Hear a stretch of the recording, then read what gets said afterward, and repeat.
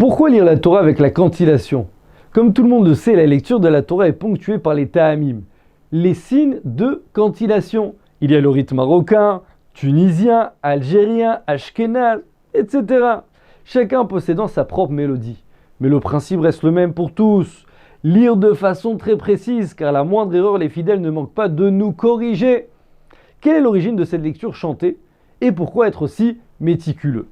Il faut savoir qu'à l'époque du temps, pour mériter de jouir de la présence divine, les Lévim chantaient en jouant de la musique pour devenir plus joyeux.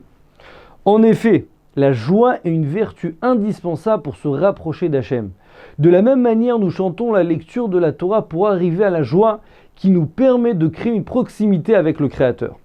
Le Gaon de Vilna ajoute qu'on ne peut découvrir tous les secrets de la Torah qu'en connaissant parfaitement la mélodie qui s'y cache. Et il termine en disant que tout celui qui connaît cette sagesse peut même ressusciter les morts.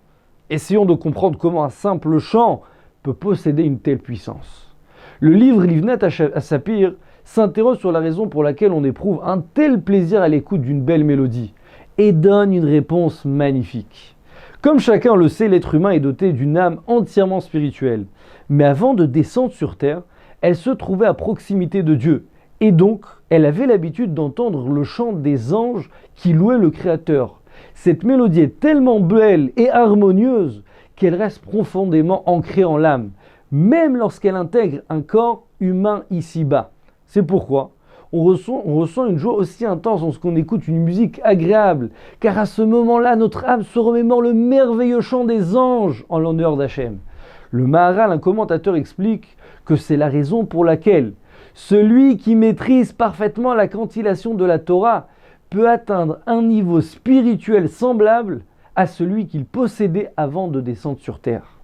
Nous comprenons à présent un peu plus à quel point la lecture de la Torah relève d'une dimension spirituelle considérable et combien il est important d'être vigilant sur le moindre petit détail et sur chaque intonation de cette lecture extraordinaire.